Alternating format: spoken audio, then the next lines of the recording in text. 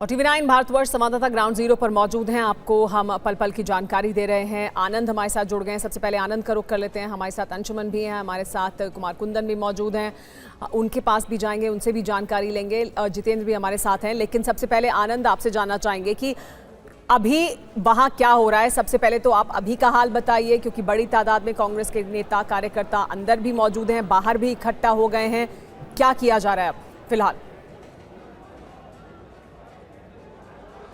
जी देखिए, 3 घंटे का वक्त हो गया जब राहुल गांधी यहाँ पर संसद मार्ग थाने पर पहुँचे थे।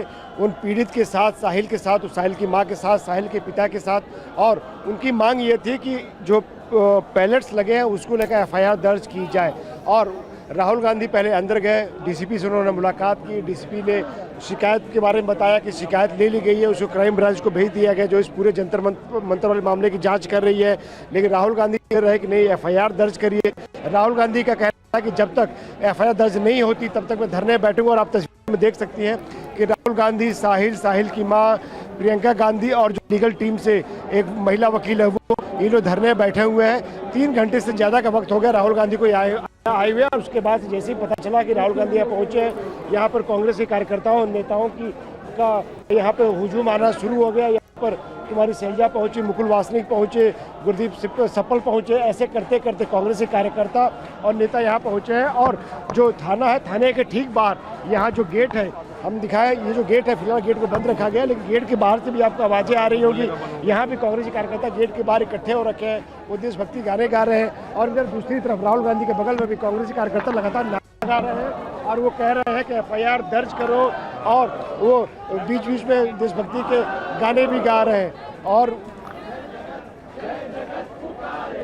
देखिए, देशभक्ति के गाने भी गा रहे हैं, FIR दर्ज करो के नारे भी लगा रहे हैं। दरअसल ये जोश भरने के लिए है, क्योंकि राहुल गांधी जिस तरह से यहाँ पे लगातार बैठे हुए 3 घंटे से, यहाँ पर कांग्रेस पार्टी को ये लगता है कि जो उन्होंने एक मुद्दा उठाया था छात्रों का, युवाओं का, जेनजी का, उनके खिलाफ लाठीचार्ज का, वो मुद्दा जो है वो कहीं ना कहीं कनेक्ट हो रहा है। राहुल गांधी ने उस मुद्दे को पकड़ा हुआ है। और ऐसे में राहुल गांधी और कांग्रेस पार्टी और प्रियंका गांधी ये लगातार जो है कांग्रेस कार्यकर्ता में भर रहे हैं। और इस मुद्दे को लेकर उनको लगता है कि कनेक्ट है और सरकार को जवाब देना चाहिए। लेकिन सरकार का ये कहना है कि राहुल गांधी अराजकता कर रहे हैं। और चूंकि विपक्ष में है राहुल गांधी, तो उनके पास कोई और ऑप्शन नहीं है सिवाय प्रदर्शन के, प्रोटेस्ट करने के और जनता से जुड़ने के। और कांग्रेस पार्टी को लगता है कि एक तस्वीर और आपको मैं दिखा दूं, यहाँ पे अधीर रंजन चौधरी भी आपको नजर आ रहे होंगे, कुमारी शैलजा नजर आ रही होंगी, सुप्रिया श्रीनिवास नजर आ रहे होंगे, सब यहाँ बैठे हुए। राहुल गांधी के चेहरे को आप देखिए गौर से।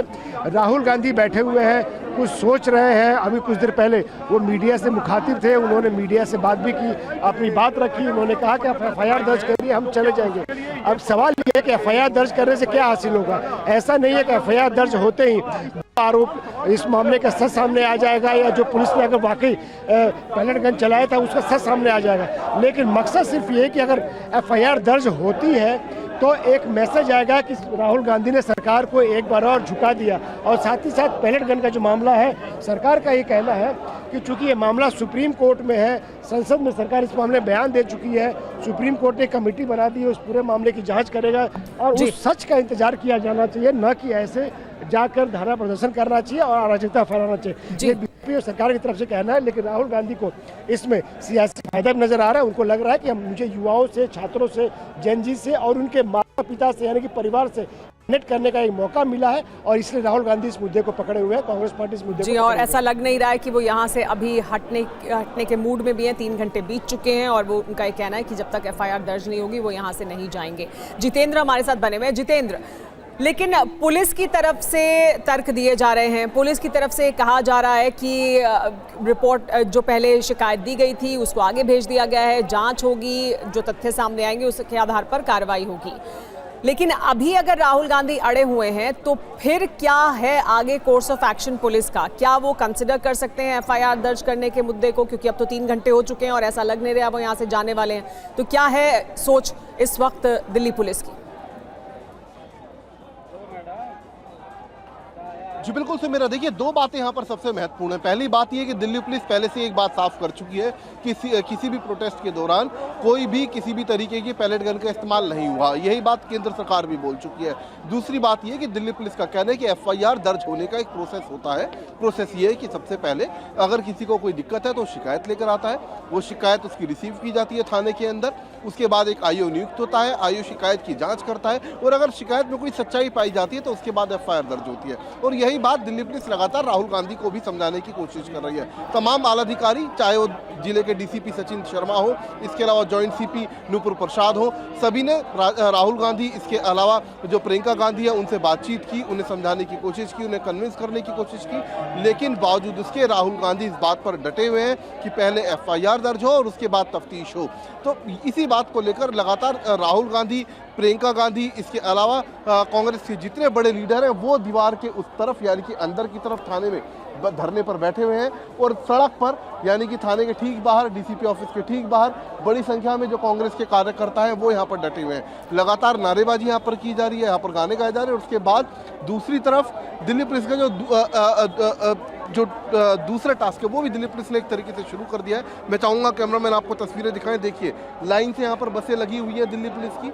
काफ़ी मान मुटव्वल यहाँ पर चल रहा है, कोशिश की जा रही है किसी तरीके से समझा बुझाकर इस धरने को ख़त्म करवाया जाए। लगातार इस बात को भी बोला जा रहा है कि नई दिल्ली जिले के अंदर इस भीड़ इकट्ठा होने पर पूरे तरीके से मनाही है, तो ऐसे जल्द से जल्द इस जगह खाली बीच का कोई रास्ता नहीं निकलता है। अगर बातचीत करके कोई रास्ता नहीं निकलता है तो जो हमारे सोर्सेज हमें बता रहे हैं कि पुलिस यहाँ से कार्यकर्ताओं को हटाने का काम भी शुरू कर सकती है। जी हाँ, तो बसें लग गई हैं। अगर बातचीत नहीं होती है, कोई बातचीत से रास्ता नहीं निकलता है तो फिर ये रास्ता भी इख्तियार किया जा सकता है। ऐसा लगता है कि यहाँ से फिर हटाने की प्रक्रिया शुरू की जा सकती है।